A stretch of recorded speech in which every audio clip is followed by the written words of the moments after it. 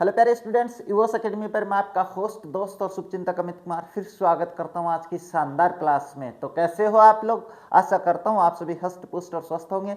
साथ ही आप लोगों की स्टडी है बढ़िया शानदार तरीके से चल रही, बड़ी मजे से चल रही होगी। आज की इस क्लास में हम अपनी बुक मानव भूगोल के सभी चैप्टर्स के MCQs यानी बहुत ही महत्वपूर्ण बहुकल्पीय प्रश्नों को पढ़ने वाले हैं।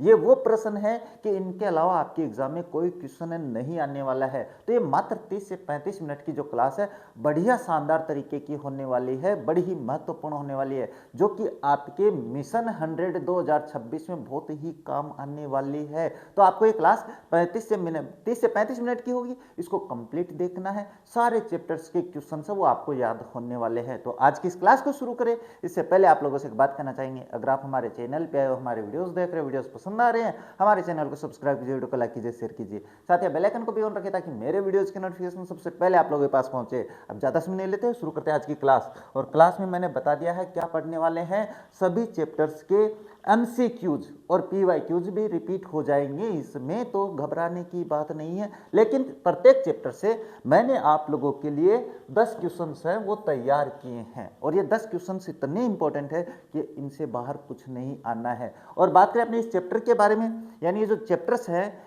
इनके जो लिंक है, वीडियो के जो लिंक है वो आपको इस वीडियो के डिस्क्रिप्शन बॉक्स में मिल जाएंगे, तो आप वहां पे जाके अपनी इस क्लास को कंप्लीट भी देख सकते हो। तो अब अपने ज़्यादा समय नहीं लेते, क्योंकि क्लास अपन 30 से 35 मिनट में कंप्लीट करने वाले हैं, तो इसके बारे में थोड़ी चर्चा कर लेते हैं। तो आपका जो पहला चैप्टर है इसमें आता है मानव भूगोल। कौन सा आता है भाई? इसमें आता है आपके पास मानव भूगोल। और मानव भूगोल की बात करें तो जो पहला चैप्टर है इसमें क्वेश्चन क्या है? पहला ही क्वेश्चन है, मानव भूगोल मानव समाजों और धरातल के बीच संबंधों का संश्लेषित अध्ययन है, ये परिभाषा किसने दी है? पहला ही प्रश्न है, बढ़िया इंपॉर्टेंट है भाई। अब जाहिर सी बात है इसका आंसर आपको पता है, रेटजेल है, मैंने क्लास में भी समझाया था। अब यहाँ पे डिटेल नहीं समझाएंगे, केवल अपन अपने ऑब्जेक्टिव टाइप क्वेश्चन से उनके आंसर्स करने वाले हैं। अब एक बात और बता देता हूँ, अगर मैंने यहाँ पे ऑब्जेक्टिव टाइप करवा दिया और वहाँ पे रिक्त स्थान वाला आ गया है तो ऐसे मत कह देना सर आपने तो ऑब्जेक्टिव बताया था, हमारे यहाँ तो रिक्त स्थान वाला आ गया है। तो ये कुछ भी हो सकता है ना, मैं आपको ऑब्जेक्टिव टाइप में समझाने वाला हूँ।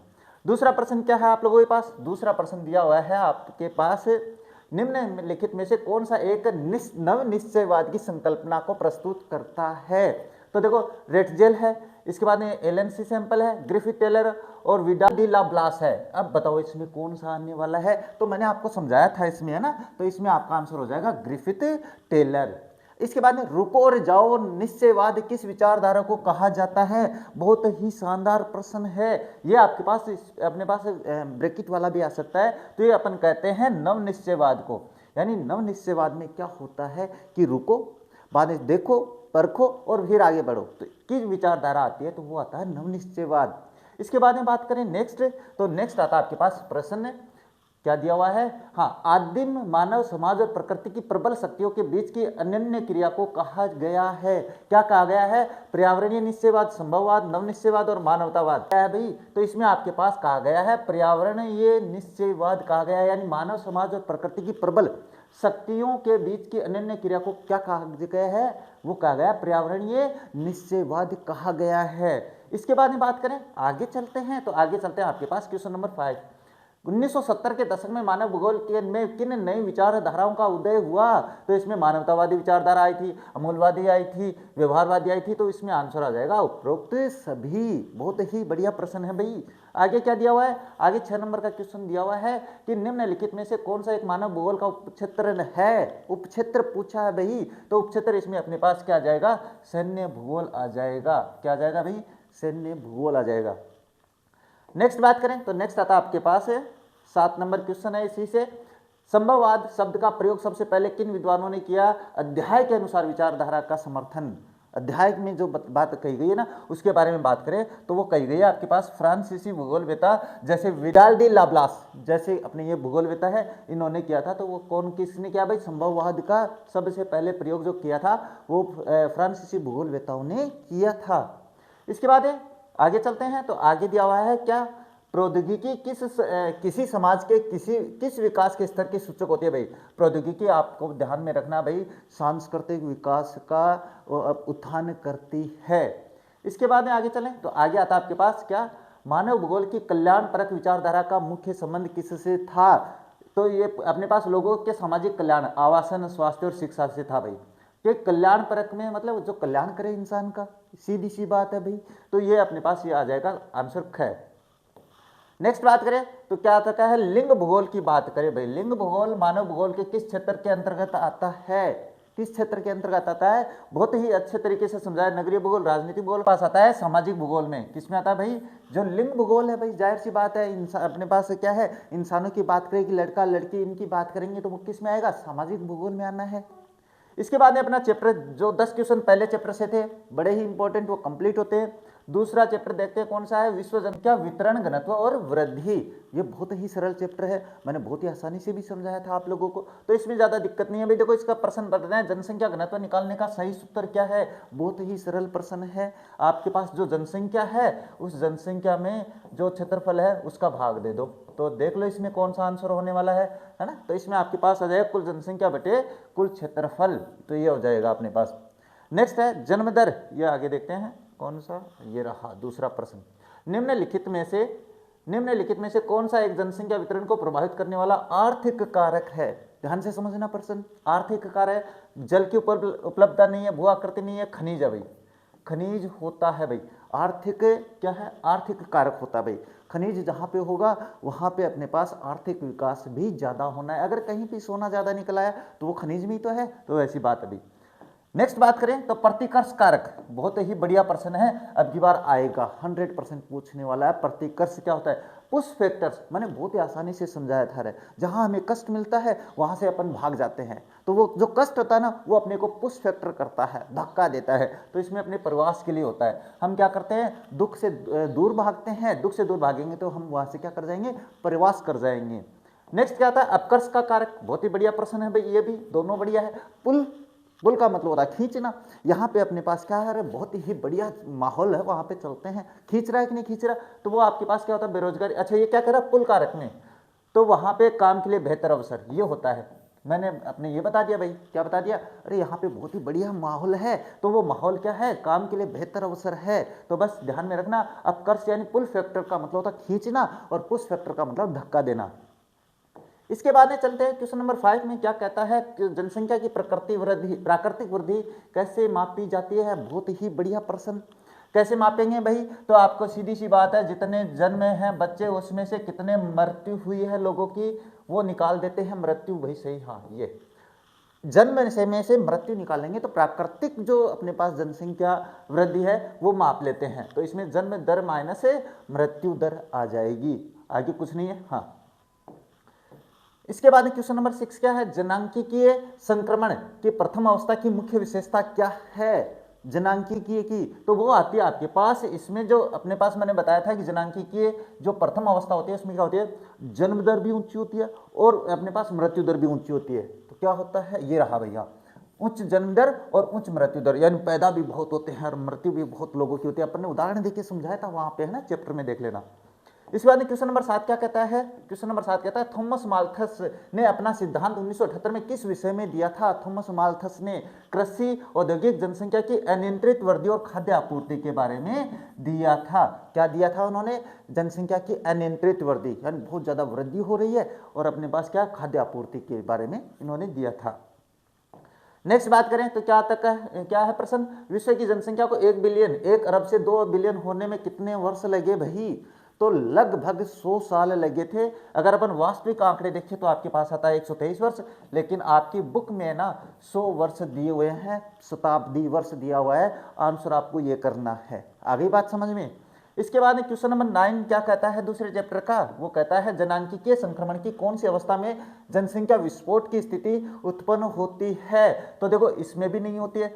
इसमें प्रारंभिक चरण ये होता है भाई, क्या होता है कि द्वितीय जो अवस्था होती है उसमें जन्म दर तो ऊंची रहती है और मृत्यु दर नीची रहती है। अब जहाँ पे जन्म दर ऊंची रहेगी वहाँ की जनसंख्या है, तो बस यही बात है कि यहाँ पे क्या होता है कि जन्म दर है वो तो ऊंची रहेगी, उच्च, और जो मृत्यु दर है वो रहेगी निम्न। तो जहाँ पे पैदा ज़्यादा होंगे और मरेंगे कम, तो जाहिर सी बात है जनसंख्या विस्फोट होगी। और अपने यहाँ 2001 से 2011 के बीच में वही रहा है। इसके बाद में बात करें क्वेश्चन नंबर 10 क्या कहता है अपने इस चैप्टर का, वो कहता है निम्नलिखित में से कौन सा एक विरल जनसंख्या वाला क्षेत्र नहीं है। विरल जनसंख्या क्षेत्र क्या होती है भाई, जहां पे जनसंख्या बहुत कम होती है ना, बहुत ही कम जनसंख्या होती है, उसको कहते हैं विरल जनसंख्या। तो देखिए ध्रुवीय क्षेत्रों पे, ध्रुवीय प्रदेश पे विरल जनसंख्या, भाई यहाँ पे कोई जनसंख्या नहीं है। ध्रुवीय प्रदेश कौन से होते हैं, मैंने मैप में भी समझाया था भाई आप लोगों को, है ना। भूमध्य रेखीय प्रदेश है दक्षिणी पूर्वी एशिया, भाई दक्षिणी पूर्वी एशिया में जनसंख्या बहुत है ना। तो ये विरल नहीं है, बाकी ये विरल है, ये विरल है, ये विरल है। विरल का मतलब यहाँ पे जनसंख्या कम है, तो ध्यान प्रश्न पे ध्यान दे लेना भाई। इसके बाद में अपना अध्याय चलता है तीसरा अध्याय क्या है, मानव विकास। और मानव विकास का जो चैप्टर है बहुत ही अपने पास मैप के आधार पे समझाया गया था, समझ लेना। फास्ट रिवीजन में अपन ज़्यादा डिटेल नहीं पढ़ेंगे भाई। तो क्या कहता है, मानव विकास की अवधारणा निम्न में से किस विद्वान की देन है, किस विद्वान की देन है भाई। मानव विकास की अवधारणा प्रोफेसर अमर्त्य सेन, डॉक्टर महबूब उल हक, तो यही नहीं किया भाई, डॉक्टर महबूब उल हक की है। मानव विकास की अवधारणा किन्होंने दी है, इन्होंने दी है। नेक्स्ट बात करें तो क्वेश्चन नंबर 2 आता है, निम्नलिखित में से कौन सा मानव विकास के 4 स्तंभों में शामिल नहीं है भाई। 4 स्तंभ कौन से थे, चलो देखते हैं। इसमें समता है, सतत पोषणीयता है, उत्पादकता और सशक्तिकरण है। जनसंख्या वृद्धि दर नहीं आती है भाई, इसमें जनसंख्या वृद्धि दर नहीं आएगी। बढ़िया प्रश्न है ये भी। अच्छा, सशक्तिकरण का अर्थ क्या होता है, सशक्तिकरण का अर्थ बताओ, क्या बताओगे। तो चलो देखते हैं, आर्थिक रूप से पिछड़ना नहीं, अपने विकल्प चुनने के लिए शक्ति प्राप्त करना, यही आ जाता है भाई। सशक्तिकरण का मतलब शक्ति, अपने आप में शक्तिशाली होना है। हाँ, इसके बाद में बात करें क्वेश्चन नंबर 4 क्या कहता है, वो कहता है मानव विकास सूचकांक भारत का कौन सा राज्य शीर्ष स्थान पे है। सामान्य ज्ञान और अध्याय संदर्भ की बात करते हैं भाई। अध्याय संदर्भ का मतलब अपने अध्याय में, अपने चैप्टर में किसके बारे में बात की है, तो वो आपके पास आता है केरल, ध्यान से समझ लेना। इसके बाद में क्वेश्चन नंबर 5 क्या कहता है, विकास का अर्थ क्या है। मैंने बताया था विकास क्या होता है, गुणात्मक वृद्धि होती है क्या इसमें, हाँ ये रहा भाई, गुणवत्ता में सकारात्मक। अब आप कहोगे सर आपने तो गुणात्मकता बता दी, अरे गुणवत्ता मतलब गुणों में वृद्धि, वही बात है। तो सकारात्मक जो परिवर्तन होता है वही विकास होता है। क्वेश्चन नंबर 6 क्या कहता है, क्वेश्चन नंबर 6 कहता है मानव विकास प्रतिवेदन प्रतिकर्ष किसके द्वारा प्रकाशित की जाती है। जाहिर सी बात है यूएनडीपी के द्वारा, हाँ ये रहा भाई, संयुक्त राष्ट्र विकास कार्यक्रम के द्वारा इसका अपने पास क्या है, प्रकाशित की जाती है मानव विकास प्रतिवेदन रिपोर्ट। इसके बाद में बात करें क्वेश्चन नंबर 7 क्या कहता है, वो कहता है निम्नलिखित में से कौन सा मानव विकास का एक उपागम नहीं है। उपागम नहीं है, आय का उपागम है, कल्याण उपागम है, न्यूनतम आवश्यकता उपागम है, व्यापार उपागम नहीं होता है। क्या नहीं होता है, व्यापार उपागम नहीं होता है, आपको चैप्टर में देख लेना है। नेक्स्ट बात करें तो क्वेश्चन नंबर 8 क्या कहता है, वो कहता है मानव विकास सूचकांक का मापन किन प्रमुख क्षेत्रों के आधार पर किया जाता है। मानव विकास का देखो, स्वास्थ्य, शिक्षा और संसाधनों तक पहुंच किया जाता है, केवल औद्योगिक विकास, केवल सैन्य शक्ति, केवल नहीं, ये अपने पास ऑप्शन हो जाएगा स्वास्थ्य, शिक्षा और संसाधनों तक पहुंच के आधार पर। इसके बाद में क्वेश्चन नंबर 7 क्या कहता है, सार्थक जीवन का अर्थ क्या होता है। बहुत ही बढ़िया प्रश्न है, वह जीवन जिसका कोई उद्देश्य हो और व्यक्ति स्वस्थ रहे, बढ़िया यही है भाई, है ना। यही होता है कि भैया मैं अपने जीवन में अपने मानव इंसान के रूप में हैं तो कुछ तो कार्य करें, लेकिन स्वस्थ रहकर अपने पास हंसी खुशी से, वही होता है सार्थक जीवन। इसके बाद क्वेश्चन नंबर 10 क्या कहता है, वो कहता है किस देश ने प्रसन्नता को देश की प्रगति का आधिकारिक माप घोषित किया है। सीधी सी बात है, भूटान, बहुत ही सरल है। अच्छा, बात करते हैं क्वेश्चन नंबर 4 के बारे में, क्या है प्राथमिक क्रियाएं। मैंने बहुत आसानी से समझा रखा है चैप्टर में, बहुत ही शानदार नोट्स के आधार पे, एक बार रिवीजन कर लो, मैं गारंटी लेता हूँ इस चैप्टर के क्वेश्चन से गलत नहीं करोगे रे। देखो, प्राथमिक क्रियाओं में संलग्न लोगों को उनके कार्य क्षेत्र के कारण क्या कहा जाता है। नीला कॉलर, सफेद कॉलर, लाल कॉलर, गुलाबी कॉलर। तो मैंने आप लोगों को कॉलर है उनका जो रंग है उसके लिए सारी बातें समझा रखी है, आप चैप्टर में देख लेना भाई। अभी फिलहाल मैं यहाँ पे प्राथमिक क्रियाओं की बात करूँ तो लाल कॉलर जो श्रमिक होते हैं वो अपने पास ये इस कार्य में क्या होता है, उनको ये कहा जाता है कि भाई हाँ जो इनसे लगा होता है ना, इसमें जो जैसे अपने मछली पालन कर रहा है, कृषि कर रहा है, पशुपालन कर रहा है, उनको कहते हैं लाल कॉलर श्रमिक, याद रखना। अब बाकी आप लोग उसमें देख लेना भाई। नेक्स्ट बात करें, निम्नलिखित में से कौन सी एक रोपण कृषि की फसल नहीं है। तो इसमें आपके पास गेहूं नहीं है भाई, बाकी रोपण कृषि में कॉफी, गन्ना और रबड़ तीनों अपने पास क्या आते हैं, रोपण कृषि में आते हैं। अब देखो आगे प्रश्न क्या है, आगे प्रश्न बात करें तो क्या है, नेक्स्ट क्वेश्चन है कृतन कर्तन दहन कृषि स्लैश एंड बर्न को भारत के उत्तरी पूर्वी राज्यों में किस नाम से जाना जाता है? तो इसको अपन झूमिंग के नाम से जानते हैं। ये तो बहुत ही सरल है भाई। झूमिंग क्षेत्र में कहते हैं। लद्दाख कहाँ पे कहते हैं, ये आप क्लास में देख लेना। विस्तृत वाणिज्य अनाज कृषि का मुख्य क्षेत्र निम्नलिखित में से कौन सा है? तो अपने पास है विस्तृत वाणिज्यिक अनाज कृषि। वाणिज्यिक अनाज कृषि यानी जिस जहां पर अनाज का उत्पादन वाणिज्य के आधार पर किया जाता है, व्यवसाय के आधार पर किया जाता है, तो आप क्या जाए यूरेशिया के स्टेपीज जो क्षेत्र होते हैं वहां पर याद रख लेना आप। अब ये कौन कौन से है देखो, मैं यहाँ पे नहीं बताऊंगा आप लोगों को, क्योंकि यहाँ पे तो क्लास मैंने बताया ना 30 मिनट में करनी है कंप्लीट। फजेंडा क्या है? बहुत ही बढ़िया प्रश्न है, बहुत ही। तो ये आपके पास ब्राजील में कॉफी के बागान को फेजेंडा कहते हैं, मैंने आपको मैप में दिखाया था, है ना।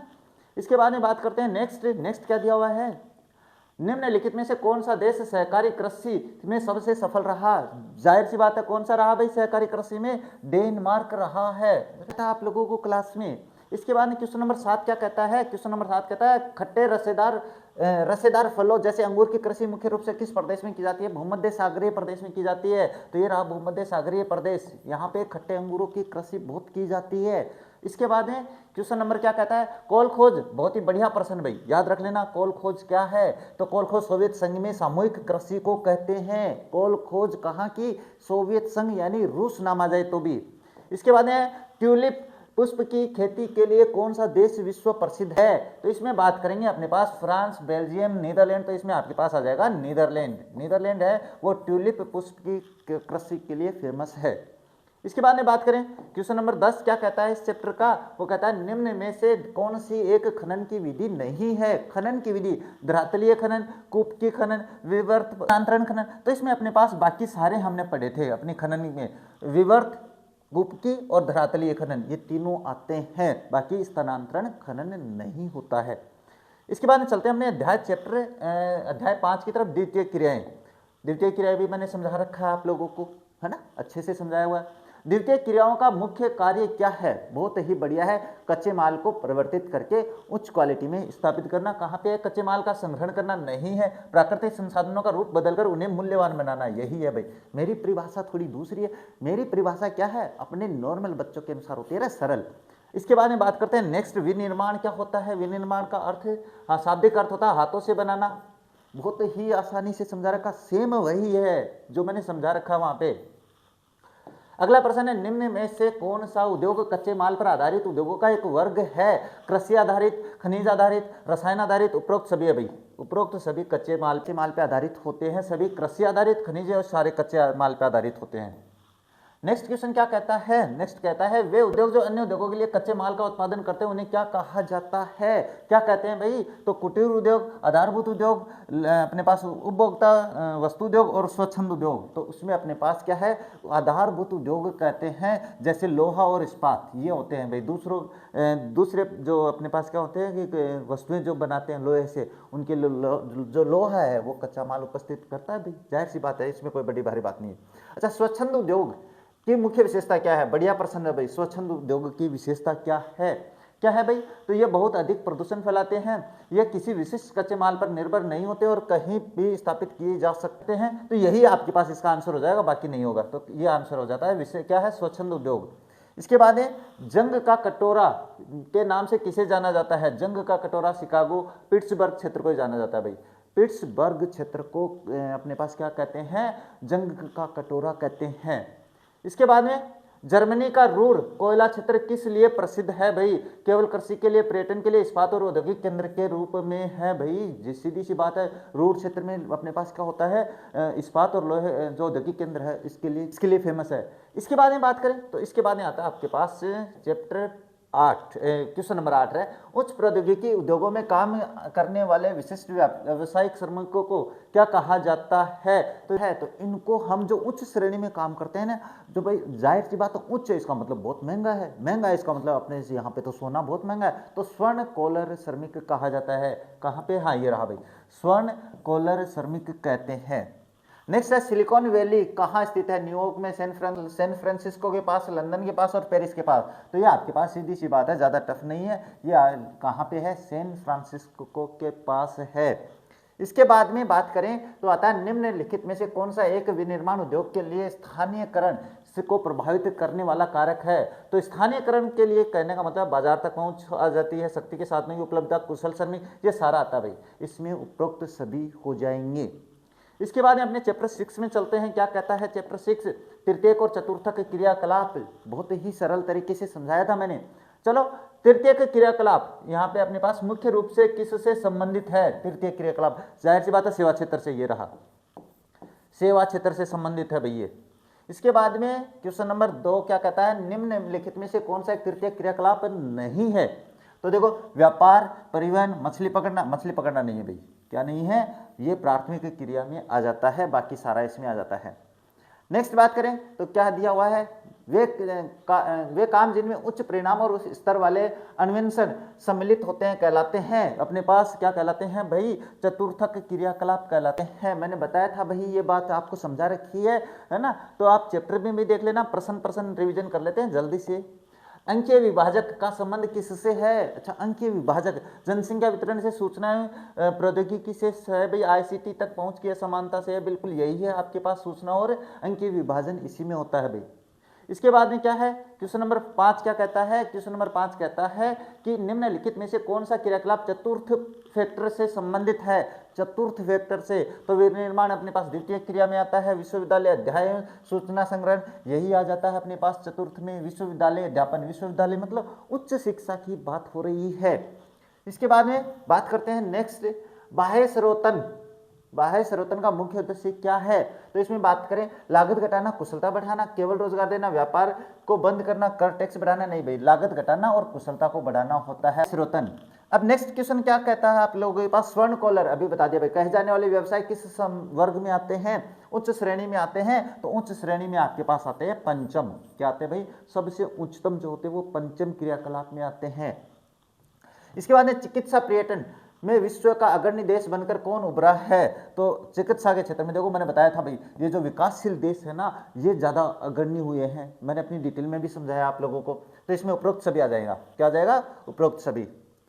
फुटकर व्यापार सेवा का अर्थ क्या है? सीधे उपभोक्ताओं को वस्तुओं का विक्रय, थोक में सामान बेचना, केवल विदेशी व्यापार, वस्तुओं का विनिर्माण करना। तो सीधे उपभोक्ताओं को, फुटकर व्यापार वही होता है, सीधे उपभोक्ताओं को सामान पहुंचा, ये होता है। तो ये आपके पास हो जाएगा इसका। इसके बाद क्वेश्चन नंबर 10 क्या कहता है? वे कौन से परिवहन मार्ग है जो नोड और योजक के माध्यम से एक तंत्र बनाते हैं? संचार तंत्र नहीं, ये नहीं है अपने पास, पर ये परिवहन जाल होता है भाई। मैंने बताया था आप लोगों को, उदाहरण देखिए, एक मेन हाईवे ये जा रहा है, एक मेन हाईवे जा रहा है, इसको यहाँ से जोड़ दिया, इसको यहाँ से जोड़ दिया, ये मैंने समझाया था आप लोगों को ना। ज़्यादा नहीं समझाएंगे, यहाँ पे आपको चैप्टर्स के जो लिंक है वीडियो के डिस्क्रिप्शन बॉक्स में मिलने वाले हैं, बढ़िया कैटेगरी से, अरे बढ़िया श्रेणी से, अरे बढ़िया तरीके से पढ़ाया गया है। हाँ, इसके बाद में बात करते हैं परिवहन एवं संचार। ये भी अपना चैप्टर पूरा हो चुका है बहुत ही शानदार तरीके से। हाँ, योजक किसे कहते हैं? लिंक, दो नोडों केंद्रों को जोड़ने वाली सड़क जो होती है, यही है आपके पास आंसर, इसी में आ जाता है। यानी मैंने लिंक बताया था, लिंक, योजक का मतलब लिंक ही होता है, जोड़ना रहे। नेक्स्ट है क्या आपके पास आता है? विश्व का सबसे व्यस्तम समुद्री मार्ग कौन सा है? तो सबसे स्वेज नहर, उत्तरी अटलांटिक समुद्री मार्ग, ये मैंने समझाया भैया आप लोगों को। उत्तरी अटलांटिक समुद्री मार्ग है, वो बहुत ही व्यस्त रहता है। इसके बाद में बात करें, स्वेज नहर किन दो सागरों को आपस में जोड़ती है? तो ये भूमध्य सागर और काल सागर, भूमध्य सागर और लाल सागर और अरब सागर, अटलांटिक महासागर और प्रशांत महासागर। तो हमने पढ़ा था ये आपके पास भूमध्य सागर और किसको अपने पास लाल सागर को जोड़ती है स्वेज नहर। इसका मैंने तरीका भी समझाया था, कैसे वहाँ पे इसका निर्माण किया गया था, सारी डिटेल। इसके लिए तो मैंने प्रश्न भी 2 अलग-अलग करवाए थे चैप्टर में। बिगिंस बता दिया भाई, बहुत ही बढ़िया। पाइपलाइन के द्वारा किसका परिवहन किया जाता है? पेट्रोलियम का किया जाता है। कच्चे पेट्रोलियम का जो है ना, वो इसी के द्वारा किया जाता है।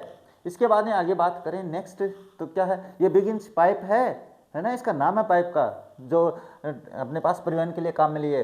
पनामा नहर किन 2 महासागरों को जोड़ती है? अटलांटिक और प्रशांत महासागर को जोड़ती है भाई। तो ये आपका आंसर हो जाएगा। ध्यान से समझ लेना भाई, स्वेज नहर किसको जोड़ती है और अपने पास पनामा नहर किनको जोड़ती है। इसके बाद में ट्रांस साइबेरियन रेल मार्ग किस देश में स्थित है? कनाडा, चीन, रूस, ऑस्ट्रेलिया। होगा सर, आपने बताया था रूस में आता है ट्रांस साइबेरियन क्षेत्र। जो साइबेरियन क्षेत्र वो पड़ता कहाँ पे? रूस में। तो जाहिर सी बात है यहीं पे है। इसके बाद में सड़क परिवहन किस दूरी के लिए सबसे अधिक लाभदायक है और किफायती होता है? पास की दूरी, यानी छोटी दूरी के लिए। ये छोटी दूरी के लिए फ़ायदेमंद होती है। मैंने अपनी सड़क में जो सड़क विशेषता बताई थी उसमें डिटेल बता रखी है इसकी। क्वेश्चन नंबर 8 क्या कहता है, निम्न में से कौन सा एक स्थलरुद्ध पतन है? स्थलरुद्ध पतन कौन सा है? तो इसमें आपके पास आ जाता है विशाखापत्तनम, विशाखापत्तनम आ जाता है। इसके बाद में बात करें विश्व का सबसे लंबा राजकीय मार्ग कौन सा है? तो विश्व का सबसे लंबा मार्ग है पैन अमेरिकन महामार्ग आता है, मैंने बताया था आप लोगों को भाई। इसके बाद है साइबर स्पेस या इंटरनेट का संबंध किससे है? ये तो आप बता दोगे भाई, किससे? केवल परिवहन से नहीं है, इलेक्ट्रॉनिक कंप्यूटर के स्थान से, यही है डिजिटल दुनिया से। ये रहा इसका आंसर, है ना। खैर नेक्स्ट है क्वेश्चन अपना चैप्टर नंबर 8 और अंतिम। बहुत ही फास्ट गति से करवा दिया सर आपने तो। हाँ अरे मैं हूँ आप लोगों के लिए ऐसा, है ना। चलो क्या कह रहा है आप क्वेश्चन नंबर 8 चैप्टर तो अपना कौन सा? अंतर्राष्ट्रीय व्यापार है। वस्तु विनिमय प्रणाली का अर्थ क्या है? वस्तु विनिमय प्रणाली तो वस्तुओं का व्यापार नहीं है, यह आ जाता है वस्तुओं का वस्तुओं के साथ सीधा आदान प्रदान क्या कहलाता है? वस्तु विनिमय प्रणाली। वस्तु विनिमय का मतलब एक वस्तु को दी और दूसरी वस्तु अपन ने ली, मैंने समझाया था चैप्टर में। यहाँ देख लेना आप लोग चैप्टर में भाई। रेशम मार्ग बढ़िया प्रश्न है भाई। भारत और अमेरिका, रोम और चीन, रूस और ऑस्ट्रेलिया और मिस्र और यूनान, तो यह आपके पास क्या आता है? रोम और चीन के बीच आता है। ध्यान से समझ लेना मेरी बात को, मैंने चैप्टर में ही बताया था आप लोगों को, अपने चैप्टर की बात बताते हुए 11th क्लास के। विश्व व्यापार संगठन का मुख्यालय के पास जेनेवा में है। WTO का कहाँ पे है? जेनेवा में है, यानी वर्ल्ड ट्रेड ऑर्गेनाइजेशन। इसके बाद में बात करें तो नेक्स्ट प्रश्न क्या आता है कि दो देशों के बीच होने वाले व्यापार को क्या कहा जाता है? द्विपक्षीय व्यापार कहा जाता है। ये रहा आपके पास। अच्छा द्विपार्श्विक दिया हुआ है ना, वो एक ही बात है, द्विपक्षीय या द्विपार्श्विक। इसके बाद डंपिंग क्या है? मैंने बताया भाई चैप्टर में बहुत ही बढ़िया तरीके से समझाया। लागत से अधिक मूल्य नहीं, वस्तुओं को सुरक्षित नहीं, लागत से कम मूल्य वस्तुओं को दूसरे देश में बेचना होता है, इसमें बेच देना होता है। निम्नलिखित में से कौन सा एक पतन तेल पतन का उदाहरण है भाई? तेल पतन मैंने बताया था तेल बंदरगाह के नाम से। हाँ मैनचेस्टर माराकाइबो, ये आ जाता है भाई, नाम है ना ये, थोड़े से है तो टफ ही है ना, माराकाइबो फलान काइबो, है ना, वो नहीं करना है। इसके बाद व्यापार संतुलन धनात्मक कब होता है? मैंने चैप्टर में बताया था कि अरे अपने पास क्या होता है कि अपन खरीदे जाएंगे बेचेंगे कम, तो वो अपना ऋणात्मक होता है, लेकिन अपन बेचेंगे ज़्यादा, है ना, तो वो अपना धनात्मक होता है। तो कहाँ है? जब जब आयात निर्यात से अधिक हो। आयात निर्यात नहीं, ये तो अपना हो गया वो खरीदना ज़्यादा बेचना कम। तो जब निर्यात आयात से अधिक हो, हाँ ये रहा, निर्यात का मतलब बेचना ही होता है। हाँ मैं आसान भाषा में बोल दूंगा, दिक्कत हो जाओ था। आयात निर्यात से अधिक हो तो धनात्मक होता है, और जब निर्यात आयात से अधिक हो तो आपके पास ऋणात्मक होता है। अच्छा नेक्स्ट क्या दिया हुआ है? नेक्स्ट दिया हुआ आपके पास निम्नलिखित में से कौन सा एक दक्षिणी अमेरिकी राष्ट्र ओपेक का सदस्य है? तो इसमें आपके पास आ जाएगा वेनेजुएला। कौन सा? वेनेजुएला, ओपेक का भाई। इसके बाद है क्वेश्चन नंबर 9, मार्ग पतन का मुख्य कार्य क्या होता है? मार्ग पतन का समुद्री मार्गों पर जहाज के ईंधन, पानी और भोजन के लिए विश्राम बिंदु होता है। यानी कोई जहाज आया लंबी दूरी से और वो वहां पे क्या है, रुक कर विश्राम कर सकता है, वहां पे तेल भरवा सकता है, वहां पे पानी वानी ले जा सकता है। इसके बाद में क्या है, चैप्टर क्वेश्चन नंबर 10 और अपना चैप्टर बुक का अपने पास अंत भी हो जाता है, चैप्टर भी पूरे हो जाते हैं। वे पतन जो केवल अपने देश के लिए नहीं बल्कि पड़ोसी स्थल रुद्ध देशों के लिए भी माल प्राप्त करते हैं कहलाते हैं आंत्रपो पतन, बाह्य पतन, औद्योगिक पतन, अंतर्जन। तो वो आपके पास आंत्रपो पतन कहलाते हैं। और ये आपके पास मैंने बताया था ना 30 मिनट में अपनी क्लास कंप्लीट, और आपके पास कितने क्वेश्चन हो गए? हमने 80 क्वेश्चंस हैं वो हल कर लिए हैं इतनी सी जल्दी, है ना। और इन 80 क्वेश्चन से बाहर कुछ नहीं आना है इस बुक से, चाहे ऑब्जेक्टिव टाइप क्वेश्चन हो, चाहे आपके पास रिक्त स्थान वाले हो, स्पेस वाले हो, इन क्वेश्चंस के अलावा कुछ नहीं आना है रे। तो ये क्लास आप लोगों के लिए बहुत ही महत्वपूर्ण साबित हुई होगी अगर आप लोगों ने गित तो मुझे लगता है बस आज की क्लास को यहीं पे कंप्लीट कर देते हैं। मिलते हैं अपने मिशन 100 2026 में नेक्स्ट क्लास को लेकर। तब तक देखते रहे हमारा चैनल। जय हिंद, जय भारत।